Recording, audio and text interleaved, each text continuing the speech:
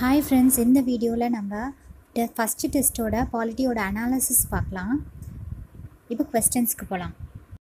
Who was the temporary chairman of the Constitution Assembly? Doctor Sachchidananda Sinha. இந்த constitution assembly ரொம்ப important. கண்டிப்பாக இதுலேருந்து கண்டிப்பாக ஒரு கொஸ்டின்ஸ் வந்துக்கிட்டே இருக்கும். இந்த கான்ஸ்டியூஷன் அசம்பிளியில் என்ன இம்பார்ட்டண்ட்டான பாயிண்ட்ஸ் பார்த்தோம்னா, எப்போ வந்து இந்த கான்ஸ்டியூஷன் அசம்பிளி வந்துட்டு ஃபார்ம் பண்ணி, அதாவது ஃபஸ்ட்டு மீட்டிங் எப்போ வச்சாங்க அப்படின்னா 9th December 1946 வந்துட்டு வச்சாங்க. நம்மளோட கான்ஸ்டியூஷன் தான் லாங்கஸ்ட் அண்ட் ரிட்டன் கான்ஸ்டியூஷன். அது எத்தனை வருஷம் எடுத்துக்கிட்டாங்கன்னா 2 years 11 months 18 days வந்துட்டு இந்த கான்ஸ்டியூஷனை ப்ரிப்பேர் பண்ணுறதுக்கு எடுத்துக்கிட்டாங்க. அது வந்துட்டு டெம்பரவரியாக ஃபஸ்ட்டு செஷனில் வந்துட்டு பிரசிடெண்ட்டாக இருந்தவர் தான் சச்சிதானந்த சின்ஹா. அது எப்போன்னா அந்த ஃபஸ்ட்டு மீட்டிங் அது 9th December கூடிச்சு இல்லையா, அப்போ வந்துட்டு அவர் தான் வந்து ஹெட்டாக இருந்தார். அதுக்கப்புறம் வந்துட்டு டாக்டர் ராஜேந்திர பிரசாத்தை தான் வந்துட்டு பிரசிடெண்ட்டாக எலெக்ட் பண்ணாங்க. இதில் இம்பார்ட்டண்ட்டான இன்னொரு விஷயம் என்னென்னா, கான்ஸ்டியூஷன் அட்வைசர் வந்துட்டு இதில் யாருன்னா பிஎன் ராவ். அவர் தான் வந்துட்டு கான்ஸ்டியூஷன் அசம்பிளியோட அட்வைசராக இருந்தார். இது வந்துட்டு எப்போ வந்துட்டு பாஸ் பண்ணாங்க அப்படின்னா 26th November 1949 இருக்கும். ஆனால் இது வந்துட்டு ஃபோர்ஸ்க்கு வந்தது வந்து 26th January 1950. இது ரொம்ப ரொம்ப இம்பார்ட்டண்ட். இந்த கொஸ்டினை அடிக்கடி வந்துட்டு எல்லா டிஎன்பிஎஸ்சியும் கேட்பாங்க. எப்போ பாஸ் பண்ணாங்கன்னா 26th November 1949. எப்போ ஃபோர்ஸ்க்கு வந்துச்சுன்னா 26th January 1950. Okay. Who regulates the right of citizenship by law? இதுக்கு ஆன்சர் வந்துட்டு பார்லிமெண்ட் தான் வந்துட்டு ஒரு ஜுடிஷியரியாக பவராக இருக்குது. அந்த ஜுடிஷியரி பவர் தான் வந்துட்டு எப்பயுமே சுப்ரீம் பவராக இருக்கும். அது சிட்டிசன்ஷிப் அப்படின்னு பார்த்தோம்னா இங்கே ஆர்டிகல் 5 to 11 அதுதான் வந்துட்டு, அதுவும் பார்ட் 2ல் வர நம்ம கான்ஸ்டியூஷனில் இருக்கிற ஆர்டிகல் 5 to 11 தான் வந்துட்டு இந்த சிட்டிசன்ஷிப்பை வந்துட்டு சிட்டிசன்ஷிப்பை பற்றி பேசுது. நெக்ஸ்ட்டு வந்துட்டு சிட்டிசன்ஷிப் ஆக்ட் வந்து எப்போ பாஸ் பண்ணாங்கன்னா 1955 வந்து பாஸ் பண்ணாங்க. Okay, next. Who prepared the preamble of the Indian Constitution? இதுக்கு ஆன்சர் வந்து ஜவஹர்லால் நேரு. ஆக்சுவலாக ப்ரியாம்பிள் அப்படின்னு முன்னாடி வேர்ஷன் பார்த்தோன்னா அப்ஜெக்டிவ் ரெசல்யூஷனை இது வந்து எப்போ பாஸ் பண்ணாங்கன்னா December 1946 13 அப்போ December 13, 1946 வந்துட்டு அப்ஜெக்டிவ் ரெசல்யூஷன்ட்டு ஜவஹர்லால் நேரு வந்துட்டு ஒரு இதை வந்து மூவ் பண்ணுறாரு. அதுக்கப்புறம் அது எப்போ வந்து அடாப்ட் பண்ணுறாங்கன்னா January 22, 1947 தான் இந்த அப்ஜெக்ஷன் ரெசல்யூஷனை வந்துட்டு அடாப்ட் பண்ணாங்க கான்ஸ்டியூஷனில். இதுதான் வந்துட்டு மாடிஃபைட் பண்ணி ப்ரியாம்பிளாக ஆச்சு இப்போ இருக்கிற ப்ரெசன்ட் கான்ஸ்டியூஷனில். இந்த ப்ரியாம்பிள் அப்படின்னு பார்த்தோம்னா எப்படி ஒரு புக்குக்கு வந்துட்டு ஒரு கண்டென்ட் அந்த மாதிரி வந்துட்டு ப்ரியாம்பிள் வந்துட்டு நம்மளோட கான்ஸ்டியூஷனில் அது வந்துட்டு இருக்குது. Who has the power to alter the territories in India? இது வந்து ஆன்சர் பார்லிமெண்ட். டெரிட்டரிஸ்ன்னு ஏன் இங்கே சொல்லியிருக்காங்கன்னா, ஏன்னா யூனியன் ஆஃப் இந்தியாவோட டெரிட்டரின்ட்டு பெரிய எக்ஸ்ப்ரெஷன் அது. ஏன்னா யூனியன்னா ஸ்டேட்ஸ் மட்டும்தான் குறிக்கும்.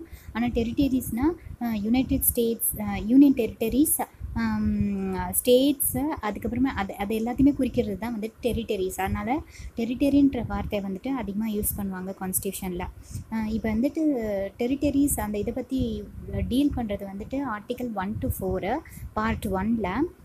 இது எப்படின்னா ஆர்டிகல் 3 தான் வந்துட்டு இந்த ரீஆர்கனைசேஷன் ஆஃப் த ஸ்டேட் பில்லெல்லாம் வந்துட்டு பார்க்கும். அதாவது அதோட சைஸு இது அது ஸ்டேட்டை குறைக்கிறது, ஸ்டேட்டோட ஏரியாவை குறைக்கிறது, பெருசாக்கிறது, பார்ட்டிஷன் பண்ணுறது எல்லாமே. இப்போ தெலுங்கானா பிரித்ததும் தமிழ்நாடுன்னு பேர் வச்சதும் எல்லாமே ஆர்டிகல் 3ல் தான் வரும். இந்த ஆர்டிகல் 3 வந்துட்டு சிம்பிள் மெஜாரிட்டி 2 ஹவுசஸ்லேயும் வந்துட்டாலே போதும். ஏதாவது ஒரு ஹவுஸில் வந்துட்டு இன்ட்ரடியூஸ் பண்ணுவாங்க. இந்த ஆர்டிகல் 3 and 4 வந்துட்டு கான்ஸ்டியூஷன் அமெண்ட்மெண்ட் பில்லில் வராதுன்னு சொல்கிறது தான் ஆர்டிகல் 4. ஸோ 1 to 4 வரைக்கும் கவர் ஆகுறது எல்லாமே வந்துட்டு யூனியன் அண்ட் இட்ஸ் டெரிட்டரிக்கு வந்து கவர் ஆகுது. Okay, next. Which part of the Constitution of India has been declared as soul of the Constitution by Thakurdas Bhargav? எதுனா ப்ரியாம்பிள் தான் அதோட ஆன்சர். ப்ரியாம்பிள் வந்துட்டு யாரால் இது பண்ணப்பட்டதுன்னா ஜவஹர்லால் நேருவால். இது வந்துட்டு ஒன்லி ஒன்ஸ் தான் இது வரைக்கும் அமெண்ட் பண்ணியிருக்காங்க. எப்போனா 1976 42nd அமெண்ட்மெண்ட் படி இதில் என்னென்ன வார்த்தைகள் சேர்த்துருந்தாங்கன்னா சோஷியலிஸ்ட், செக்யூர், இன்டெகிரிட்டி அப்படின்ட்டு அந்த வார்த்தைகளை மட்டும் சேர்த்துருந்தாங்க. இது ரொம்ப ரொம்ப இம்பார்ட்டண்ட்டு. சோஷியலிஸ்ட், செக்யூர், இன்டெகிரிட்டி அப்படின்ட்டு. இது எந்த கேஸ் மூலியமாக வந்ததுன்னா கேசவானந்த பாரதி கேஸ். இதுவும் ரொம்ப இம்பார்ட்டன்ட். எந்த கேஸ் மூலியமாக அதை வந்துட்டு அமெண்ட் பண்ணாங்க அப்படின்னா கேசவானந்த பாரதி கேஸ் மூலியமாக தான் இது வந்துட்டு அமெண்ட் பண்ணாங்க. எந்த ஆர்டிக்கல்னால் ஆர்டிக்கல் 368. ஸோ ப்ரியாம்பிள் தான் வந்துட்டு சோல் ஆஃப் த கான்ஸ்டியூஷன் அப்படின்னு சொல்லுவாங்க. ப்ரியாம்பிளில் நம்ம சமச்சீர் புக்லேயே கொடுத்துருக்காங்க. ஃப்ரண்ட் பேஜில் எப்படி இருக்கும் அப்படின்ட்டு அதில் வந்து லெட்டர்ஸில் எழுதியிருக்கும் 26 நவம்பர் 1949 அப்படின்ட்டு. அந்த எழுத்துக்கள் அப்படியே தான் எழுதியிருக்கும். இந்தமாதிரி சூஸில் வந்துட்டு 26 நவம்பர் அப்படின்னு சொல்லிட்டு லெட்டர்ஸாக எழுதுறான் இல்லாமல் வெறுமனே இல்லை நம்பர்ஸாக போட்டிருந்தாங்கன்னா அந்தமாரி எழுதக்கூடாது. 226 அப்படின்னு சொல்லிட்டு நம்பர்ஸாக இல்லாமல் லெட்டர்ஸில் இருக்கிற ஆப்ஷனை தான் சூஸ் பண்ணணும். ஏன்னா அதுமாரி தான் ப்ரியாம்பிளில் கொடுத்துருக்காங்க. அது ரொம்ப ரொம்ப important. Which one of the following rights is vital for the successful working of democracy? Right to criticize. இதில் இருக்கிற right to criticise, right to assemble, right to association இது எல்லாமே வந்து ஆர்டிகல் 19 வரும். பேசிக்காக வந்துட்டு ரைட்ஸை பற்றி சொல்கிறது எல்லா ஆர்டிக்கலும் வந்துட்டு 12 to 35 வரைக்கும் இருக்கிற ஆர்டிக்கல் எல்லாமே வந்து பார்ட் 3ல் இருக்கிற ஆர்டிக்கல் எல்லாமே வந்துட்டு ஃபண்டமெண்டல் ரைட்ஸை பற்றி சொல்கிற வருது. ஒரிஜினலாக வந்துட்டு 7 ரைட்ஸ் இருந்துச்சு. அதில் வந்து ரைட் டு ப்ராப்பர்ட்டின்றதை வந்துட்டு டெலீட் பண்ணிட்டாங்க. எந்த அமெண்ட்மெண்ட்னா 44th அமெண்ட்மெண்ட் 1978 படி இந்த ஆர்டிகல் 31 இருந்ததை வந்துட்டு ஆர்டிகல் 300A அப்படின்னு சொல்லிட்டு பார்ட் 12ல் போய் வச்சுட்டாங்க. ஸோ வந்துட்டு அதாவது இந்த ரைட் டு ப்ராப்பர்ட்டி முன்னாடி வந்துட்டு ஆர்டிகல் 19ல் தான் வந்துட்டு இருந்தது. ஆர்டிகல் 19ல் 7 இருந்துச்சு.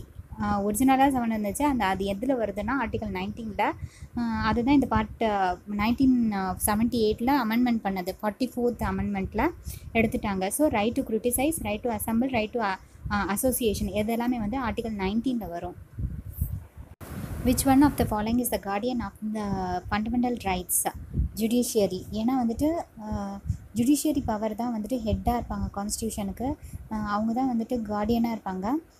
ஆனால் வந்துட்டு இந்த கான்ஸ்டியூஷனோட இந்த ரைட்ஸ் வந்துட்டு சில டைமில் வந்து சஸ்பெண்ட் ஆகும் சில ரைட்ஸு. அது எப்போனா ப்ரொக்ளமேஷன் ஆஃப் எமர்ஜென்சி, அதாவது பை பிரசிடெண்ட் மூலிமா போடுறது. ஆர்டிகல் 352 மூலிமா வர அந்த ப்ரொக்ளமேஷன் ஆஃப் எமர்ஜென்சி அப்போ வந்துட்டு சில ஃபண்டமெண்டல் ரைட்ஸ் வந்துட்டு சஸ்பெண்ட் ஆகும்.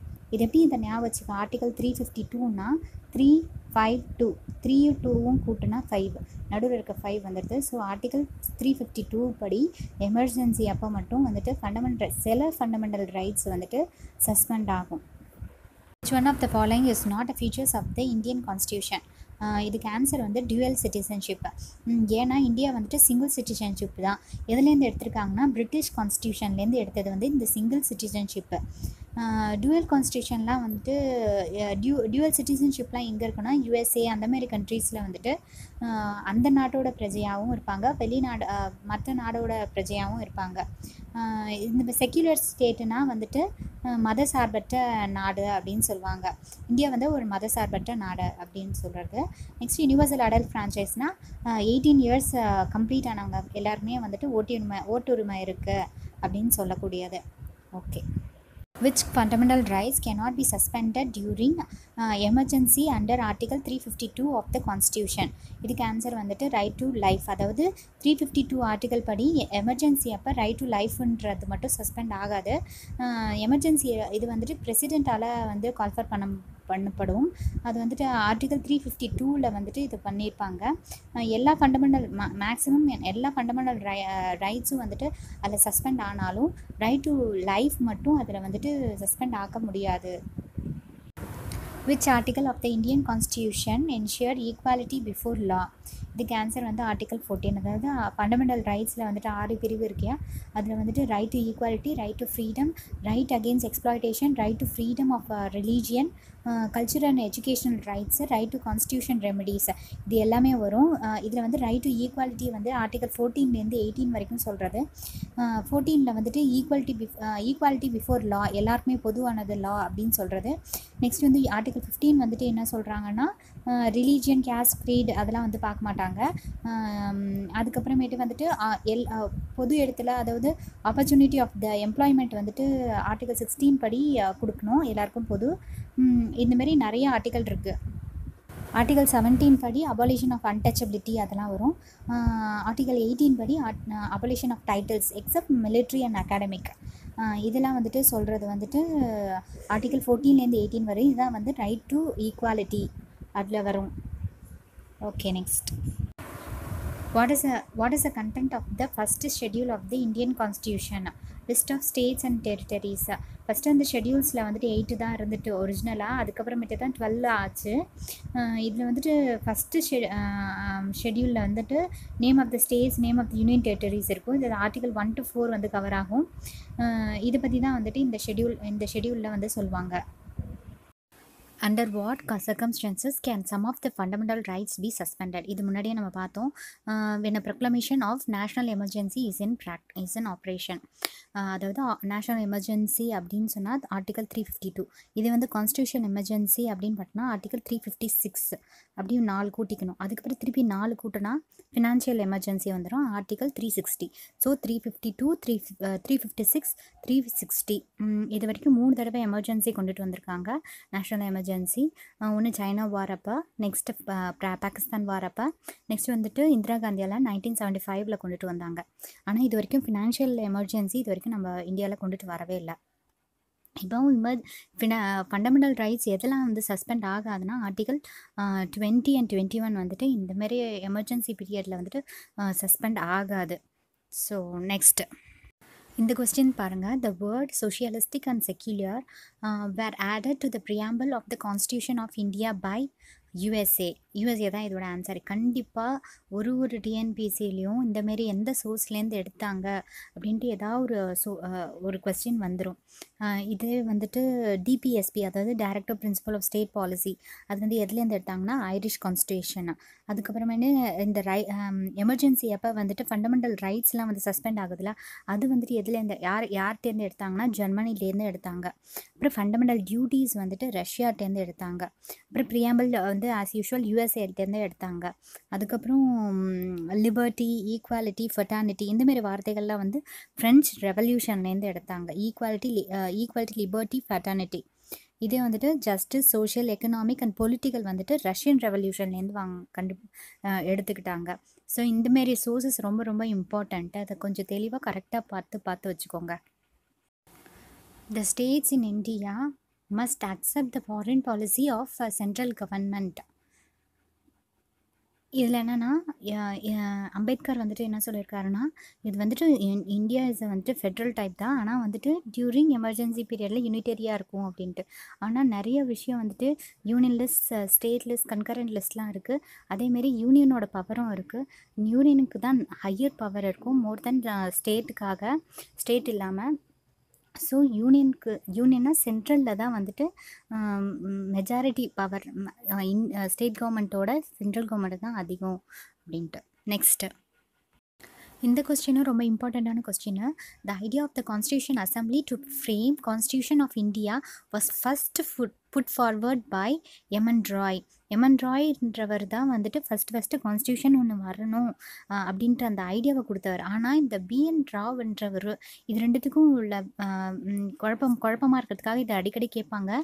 பிஎன் ராவ்ன்றவர் வந்து கான்ஸ்டியூஷன் அசம்பிளியில் வந்துட்டு ஒரு அட்வைசராக வந்துட்டு அப்பாயிண்ட் ஆனவர். ஆனால் எமன் ராய் தான் வந்துட்டு கான்ஸ்டியூஷன் அசம்பிளி வந்துட்டு மூலயமா கான்ஸ்டியூஷன் வரணும் அப்படின்ட்டு புட்ஃபோர்த் பண்ணவர் அவர் தான் ஃபஸ்ட்டு. பிஆர் அம்பேத்கர் வந்து டிராஃப்டிங் கமிட்டியோட ஹெட்டாக இருந்தார். சச்சிதானந்த சின்ஹா வந்துட்டு டெம்பரவரி பிரசிடெண்ட்டாக இருந்தார் ஃபஸ்ட்டு மீட்டிங்கில். Okay, next The Government of India institution Bharat Ratna and Padma Shri award under Article 18. Article 18 வந்து abolition of the titles அந்த மாதிரி வரும்.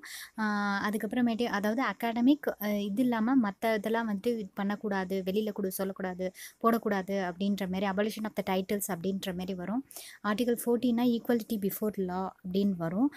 ஆர்டிகல் 19 வந்துட்டு இப்போ வந்துட்டு எழுத்து சுதந்திரம் அந்த மாதிரி இருக்கும் இல்லையா, அந்த அதாவது ஃப்ரீடம் ஆஃப் ஸ்பீச் அந்த மாதிரி வர்றது வந்து 19 ஆர்டிகளில் வரும். ஆர்டிகல் 16 வந்துட்டு ஆப்பர்ச்சுனிட்டி, அதாவது எம்ப்ளாய்மெண்ட்டுக்கான ஆப்பர்ச்சுனிட்டி, எல்லாருக்கும் பொதுவான எம்ப்ளாய்மெண்ட்டு, அதாவது எந்த காஸ்ட் க்ரீட் எதுவுமே இல்லாமல் எல்லாருக்குமே வந்து பொதுவான வேலை வாய்ப்புகள் அப்படின்றதுக்காக வரும். நெக்ஸ்ட்டு பாருங்கள், the fundamental rights were embodied in the constitution to ensure individual liberty. அதாவது ஃபண்டமெண்டல் ரைட்ஸ்னால் தனி மனிதனோட உரிமையை சொல்கிறதுக்காக தான் அது வந்துட்டு ஃபண்டமெண்டல் ரைட்ஸு இண்டிவிஜுவல் லிபர்ட்டிக்காக, சுதந்திரத்துக்காக, தனி மனிதன் சுதந்திரத்துக்காக வர்றது தான். ஓகே, நெக்ஸ்ட் பார்ப்போம். The fundamental rights can be suspended by president மூலியமாக தான் சஸ்பெண்ட் பண்ணவே முடியும் ஃபண்டமெண்டல் ரைட்ஸ்லாம், அதாவது எமர்ஜென்சி பீரியடில். நெக்ஸ்ட்டு வந்துட்டு த ஸ்டேரிங் கமிட்டியோட சேர்மன் வந்துட்டு ராஜேந்திர பிரசாத். இந்த மாதிரி கொஸ்டின் ரொம்ப ரொம்ப இம்பார்ட்டண்ட், அடிக்கடி டிஎன்பிசியில் கேட்க வேண்டியது. யார் யாரெல்லாம் எந்தெந்த கமிட்டியோட ஹெட்டாக இருந்தாங்க அப்படின்ட்டு. ஜவஹர்லால் நேரு பார்த்துட்டோம்னா யூனியன் பவர் கமிட்டி, அப்புறம் யூனியன் கான்ஸ்டியூஷன் கமிட்டி, அதுக்கப்புறமேட்டு வந்து ஸ்டேட் கமிட்டி, இந்த மூணுத்துக்கு வந்து ஜவஹர்லால் நேரு இருந்தார் ஹெட்டாக. அதேமாதிரி வந்துட்டு டிராஃப்டிங் கமிட்டி எல்லாருக்கும் தெரியும் அம்பேத்கர்ன்ட்டு. ராஜேந்திர பிரசாத் வந்து 2 கமிட்டிக்கு ஹெட்டாக இருந்தார். ஒன்று வந்து இந்த ஸ்டேரிங் கமிட்டி, இன்னொன்று வந்து ரூல்ஸ் ஆஃப் ப்ரொசீஜர்ஸ் கமிட்டி. அப்புறம் இன்னொன்று இருக்குது சர்தார் வல்லபாய் பட்டேல். அவர் வந்துட்டு 2 இதுக்கு இருந்தார். ஏன்னா ப்ராவின்சஸ் எல்லாம் வந்துட்டு இணைச்சதுனால ப்ரொவின்ஷியல் கான்ஸ்டியூஷன் கமிட்டியில் இருந்தார். நெக்ஸ்ட்டு வந்து advisory committee on fundamental rights and minorities, அதுக்கும் வந்து சர்தார் வல்லபாய் பட்டேல் தான் ஹெட்டாக இருந்தார். இந்தமாரி கொஸ்டின்ஸ் தான் கண்டிப்பாக வந்துட்டு இம்பார்ட்டண்ட்டான கொஸ்டின்ஸு பார்த்து வச்சுக்கோங்க. The detailed provisions regarding acquisition and determination of the Indian citizenship are contained on citizenship act 1955 மூலியமாக தான் வந்துட்டு எப்படி அவங்க வந்து சிட்டிசன்ஷிப்பாக ஆகலாம், என்ன மாரியே வந்துட்டு ஆகலாம், அதாவது 6 months எப்படி முன்னாடி ரிஜிஸ்டர் ஆகிறதுக்கு முன்னாடியே அவங்க வந்துட்டு இந்தியாவில் இருக்கணும், வெளிநாட்டிலேருந்து வாழ்ந்து வந்தவங்க இங்கே வந்து எப்படி வந்துட்டு ரெஜிஸ்டர் ஃபார்ம் ஃபில்அப் பண்ணணும், யாரை வந்துட்டு பை பர்த்தா இல்லைனா வந்துட்டு குடியேறினவங்களா அப்படின்ற அந்த ஆர்டிக்கல்லாம் அந்த விஷயங்கள்லாம் சொல்லக்கூடியது சிட்டிசன்ஷிப் ஆக்ட் 1955 மூலியமாக தான் வந்துட்டு படப்படுது. நெக்ஸ்ட் கொஸ்டின் பார்க்கணும். The constitution of India is partially rigid and flexible. சில நேரம் ரிஜிட்டாக இருக்கும், சில டைம் ஃப்ளெக்சிபிளாக இருக்கும். அதனால் இந்த லைன் ரொம்ப important, partially rigid and flexible. Okay, next போகலாம். Fundamental duties were included in the Constitution of India on the recommendation of Swaran Singh Committee. இந்த ஸ்வரன் சிங் கமிட்டி ரொம்ப இம்பார்ட்டண்ட். ஏன்னா வந்துட்டு அவரோட பரிந்துரைப்படி தான் வந்துட்டு வெறுமனே ஃபண்டமெண்டல் ரைட்ஸ் மட்டும் இருந்தது, ஃபண்டமெண்டல் டியூட்டிஸாக கூட இன்னொன்று இருக்கணும். ஃபண்டமெண்டல் டியூட்டிஸ் ரொம்ப இம்பார்ட்டண்ட்டு. ஏன்னா வந்துட்டு டியூட்டிஸ்னால் வந்துட்டு மக்களுக்கும் சில பொறுப்புகள் இருக்கும். அதாவது பொது சொத்தை நாசம் பண்ணக்கூடாது, டேக்ஸ் ஒழுங்காக பே பண்ணணும், இப்படின்ற மாரி விஷயங்கள்லாம் வந்துட்டு இந்த ஃபண்டமெண்டல் டியூட்டிஸில் வரும். இதெல்லாம் வந்து ரிப்போர்ட்டாக கொடுத்து எல்லாத்தையும் பண்ணவர் வந்துட்டு ஸ்வரன் சிங். அவரோட பேரில் அவர் தான் சேர்மன், அவரோட பேர்லேயே இந்த கமிட்டி வந்ததுனால ஸ்வரன் சிங் கமிட்டி அப்படின்னு சொல்லுவாங்க. ஸ்வரன் சிங்கை வந்துட்டு அப்படின்னு சொல்லுவாங்க, அதாவது ஆர்கிடெக்ட் ஆஃப் த ஆல்ட்ரேஷன் அப்படின்னு சொல்லுவாங்க. அவர் வந்துட்டு இது கொண்டு வந்தனால, ஏன்னா நெதர்லாண்டு, ஜாப்பனீஸ் இது எல்லாத்தையுமே அலசி ஆராய்ஞ்சிட்டு அவர் வந்து கண்டிப்பாக இந்தமாரி ஒரு ஃபண்டமெண்டல் டியூட்டிஸ் ஒன்று இருந்தே ஆகணும் கான்ஸ்டியூஷனில் அப்படின்னு சொல்லிட்டு அவர் மூலியமாக வந்தது தான் இந்த Swaran Singh committee fundamental duties. Okay, next பார்ப்போம். From which country, இதை நம்ம ஏற்கனவே பார்த்தோம். From which country the single citizenship has been adopted in India. அதை வந்து யூகேட்டேருந்து தான் நம்ம வாங்கணும். ஆனால் டியூவல் சிட்டிசன்ஷிப்லாம் யூஎஸ்ஏல இருக்கும். ஆனால் யூகேல மட்டும்தான் யூகேல வந்துட்டு சிங்கிள் சிட்டிசன்ஷிப்பை அதுதான் ஃபாலோ பண்ணுறோம் நம்ம இந்தியாவில். Okay, next. Freedom of religion is included in article 25 to 28. நம்ம நிறைய ஃபண்டமெண்டல் ரைட்ஸை பற்றி பார்த்தோம். அதாவது 6 ஃபண்டமெண்டல் முக்கியமான இது இருக்குது. அதாவது right to freedom, right to equality, right to freedom of religion, right to education, right against exploitation, இந்தமாதிரி நிறையா இருக்கு இல்லையா. அதில் வந்துட்டு ஃப்ரீடம் ஆஃப் ரிலீஜியன் வந்துட்டு ஆர்டிகல் 25 to 28 வரைக்கும் இருக்குது. சரி, நெக்ஸ்ட்டு. நெக்ஸ்ட்டு பாருங்கள், ஒரு அசசின் டைப், அது அசசின் ரீசன் டைப். இந்தமாரி கொஸ்டின்ஸ் கண்டிப்பாக குரூப் ஒன்லலாம் கேட்பாங்க. Indians felt disillusion by the British policy and activities following the world war one. இதோட ரீசன் என்னன்னா, the pledges made by the British and during the war period were not fulfilled and all the promises made by them were forgotten. அதாவது war டைமில் வந்துட்டு அவங்க நிறையா அக்ரிமெண்ட்ஸில் போகிறாங்க. அந்த round table conference அந்த டைம்லேயும் அந்த மாதிரிலாம் வந்துச்சு இல்லையா? அதாவது நீங்கள் இதை அவங்க வந்து சிவில் டிசோபீடியன்ட் மூமெண்ட் வந்துட்டு காந்தி வந்து கொண்டுட்டு வந்தபோது இவர் வந்து வார் இருக்கிறதுனால தான் பிரிட்டிஷ் வந்து கொஞ்சம் இறங்கி வந்துட்டு நாங்கள் வந்துட்டு இதில் போகலாம், ரவுண்ட் டேபிள் கான்ஃபரன்ஸ்லாம் வச்சு அவங்க நம்மளை வந்துட்டு சமாதானப்படுத்தலாம் அப்படின்ற மாரி நிறைய அக்ரிமெண்ட்ஸ்லாம் நிறைய போட்டாங்க, இதெல்லாம் பண்ணாங்க. பட் அவங்க வந்து வார் முடிஞ்ச பிறகு எதுவுமே இது பண்ணலை, வார்க்கான சப்போர்ட் எதுவும் கிடையாது. அதாவது இந்தியன்ஸ் வந்துட்டு கேட்காம கொள்ளாமல் இந்தியன்ஸை வந்துட்டு வாரில் இன்வால்வ் பண்ணாங்க. அப்படி அனுப்புகிற சோல்ஜர்ஸ் அவங்கலாம் வந்துட்டு இந்தியன் சோல்ஜர்ஸ் அங்கே போகிறவங்களுக்கு வந்துட்டு நிறைய மணிலாம் கொடுக்கல, நிறைய இதெல்லாம் பண்ண அந்த மாதிரி நிறையா இதெல்லாம் பண்ணியிருந்ததுனால காங்கிரஸில் இருக்க லீடர்ஸ்லாம் வந்துட்டு ரிசைன் பண்ணாங்க. அந்த மாதிரி விஷயம்லாம் நம்ம ஹிஸ்ட்ரியில் படிச்சிருப்போம். அதுக்காக வந்துட்டு அவங்க கொடுத்த வாக்குறுதிகளை பிரிட்டிஷ் வந்து ஃபாலோ பண்ணதுனால தான் இந்தியன்ஸ் வந்துட்டு டிசல்யூஷன் ஆனாங்க அப்படின்ட்டு இந்த அசம்ஷனில் சொல்கிறாங்க. இதோட ரீசனும் அதே தான். இதோட correct reason explanation of the assertion இருக்கிறதுனால இந்த ரீசன் வந்து கரெக்டான ரீசன். சரி ஃப்ரெண்ட்ஸ், இது வரைக்கும் நம்ம டெஸ்ட் 1ஓட பாலிட்டி டிஸ்கஷன், இம்பார்ட்டன்ட் கொஸ்டின்ஸோட டிஸ்கஷன்லாம் பார்த்தோம். சரி, இதேமாரி நிறைய கொஸ்டின்ஸை நிறையா டிஸ்கஷன் நம்ம பார்க்கலாம் அடுத்தடுத்த வீடியோஸில். தேங்க்யூ.